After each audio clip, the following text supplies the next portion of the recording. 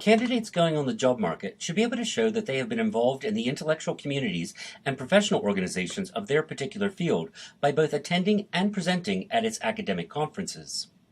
These professional organizations provide you with opportunities to present your academic work, to participate in special interest groups of that particular line of study, to build intellectual communities regionally, nationally, and internationally, and to keep your finger on the pulse of important issues in your field of interest.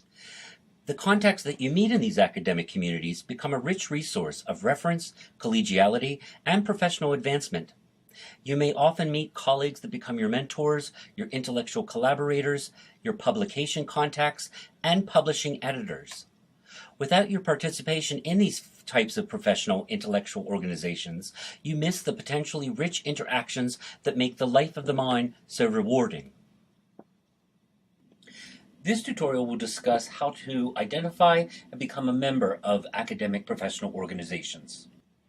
Professional organizations in English studies hold conferences, seminars, and now webinars at regional, national, international, and virtual venues. The largest flagship organizations, such as the Modern Language Association, or the National Council of Teachers of English and its associated Conference of College Composition and Communication, normally hold 1 or 2 conferences per year.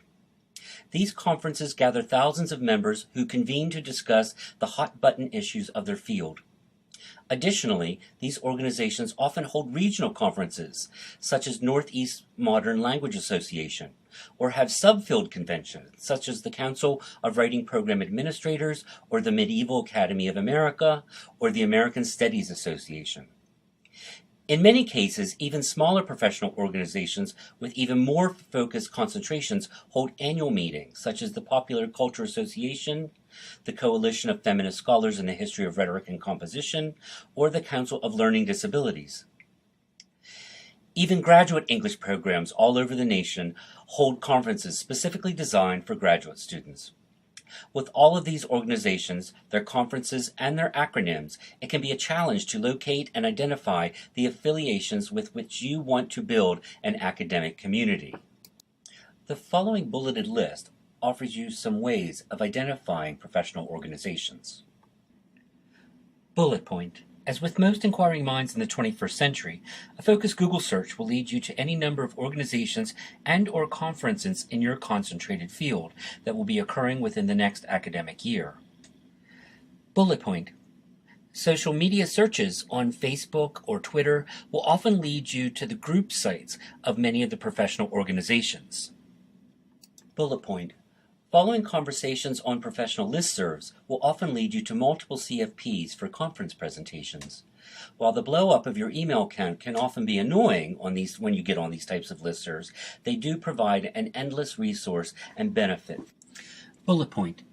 Larger flagship organizations often have resource lists of their associated organizations on their websites. Bullet point. In the final pages of most scholarly journals, the announcements and calls for papers will list the varied and up-to-date opportunities for publication and conference presentations. Bullet point.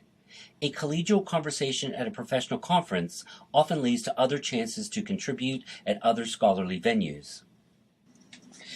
Here are some online resources to get you started on your search for professional academic organizations. It will take you some time to research and discover your particular niche in the field. Thank you.